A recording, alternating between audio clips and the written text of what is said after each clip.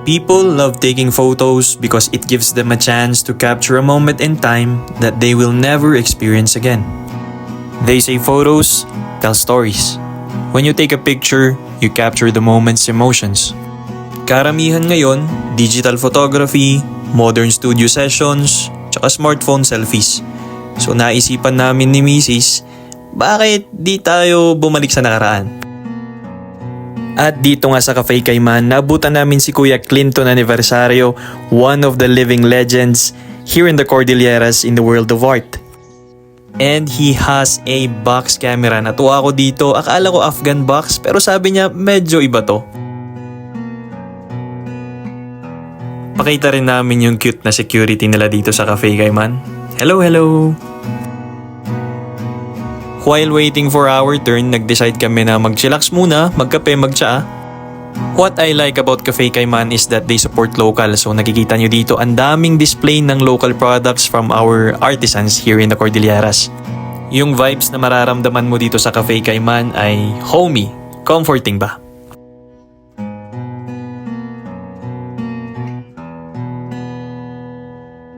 A big shoutout nga pala sa family na to. They managed to keep their kids still kahit nasa stages na tong bata na alam mo yun, magalaw, makulit. Hindi man siguro ito maalala ng bata pero alam mo yun bilang magulang, magkakaroon kayo ng core memory na nakuhanan kayo ng photo gamit ang isang box camera ni Kuya Clinton Aniversario.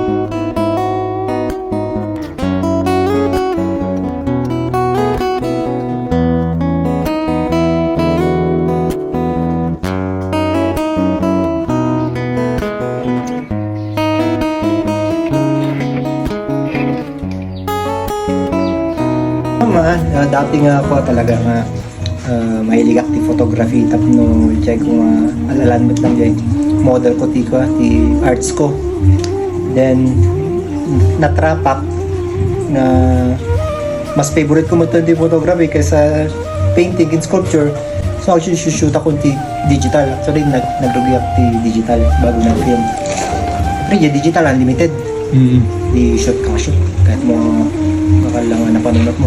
So mabalik to rin yung scene after 5 years or 10 years so nga talaga kahit mo i-preserve so apan ka nga rumaro shoot ka shoot unlimited di nga na nag-wedding shoot ak matanan tinanggap ko mas may mat man yung wedding shoot at least ada nga i-write mo nga picturean sudan dan nga glistisi gawin no street photography ka lang ako na nga delete nga di ba kasi nga baka spy Nakor dyan nag-street photography ako dyan India.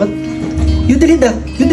No, I cannot delete because it's film. Wala kaya din. Kaya nag-film ako.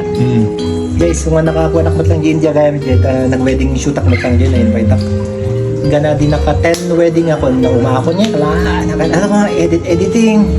So nag-downgrade ako iti 36 shots. So the film at lang. Gana, nag-downgrade ako lang ti SLR dia, nag-downgrade ako man ng TLR. 11 shots mo nande. Gana, kailangan ka, basit mo lang shots mo. Kaya, digital ka ba lang pati, pag-film ka, tipo may isa-isa mo lang. Gana tatada ito yun, nag-downgrade ako man ng one shot concept. So, awan pa yung negative na rin So, akala nga, pabor nga, Jay, di nagrugi ako iti as a craftsman. Nga ko nga one design each. Akala ka dyan, kanunod ko lang. So, akala rin Yero mo rata tamo nga madupla kita kalang awati negative na Exactly. So, one design niya talaga nga ti rumoran na. Yeah, so nga dito actually ti kung na lagi ti kakadwa. Ako yung kung kita reta di museum. Dito iso ti kalulumaan. Iso ko ubingan. So ate amuda. na-source ko nga luma dito. Ma'am ha, suti ko ubingan. Clintonized talaga mga box dito. Tinaramid ko. So all materials in aramid mo bagay mo niya man Well, doon.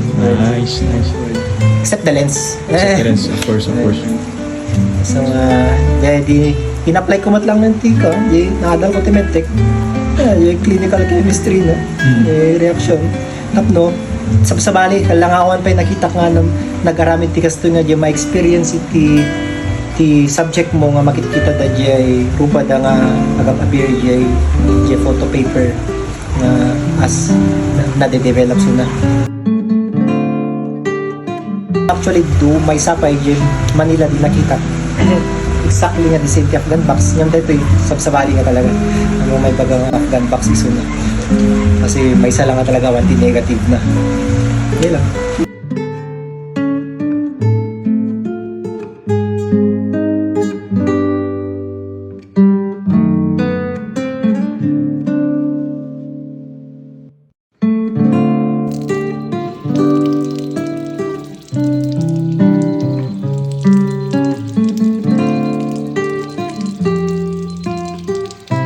This is a really fun and awesome experience. It is really one for the books. If you want to have this experience, follow Mr. Clinton Aniversario on his Facebook page for you to get updates on when and where yung mga susunod na shoots niya. By the way, another awesome thing that he does is that a big chunk of the proceeds will go to charity. Kaya yun, nakuhanan ka na ng magandang vintage style na photo, tapos nakatulong ka pa. Don't forget to stop by here at Cafe Cayman when you have time and support local. That is it for today. I'll see you guys on the next one. Bye-bye.